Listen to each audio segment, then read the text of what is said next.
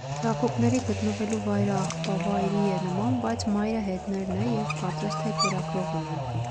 Մյուս կողմից անընդհատ հրահրող երեխաներ էին, որոնք ձայներ էին արձակում, ինչ-որ բաներ նետում և բնականաբար մայր շունը հաչում էր, փորձում պաշտպանել ձախողներին։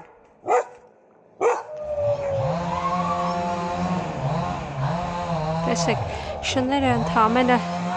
ուտում են, նա մայր շուն է, իսկ երեխեք այնտեղից գոռոցներ ու նման բաներ են անում։ Հիմա որ այս մայր շունը ձագերին պաշտպանելու համար հաչալով մոտեցավ երեխեքին, կասեն մեր երեխեքին շները կերան։ Տեսեք, երեխեն մոտեցել է տոպրակով հաց ու ոտքով այսպես շան կողմն է անում։ Չկարողացա անտարբեր մնալ և չնկարել։ Եթե շունը լիներ ագրեսիվ ու հանկարծ հաչար կամ ուզենար բռներ տոպրակից, մեղավորը կլիներ իհարկե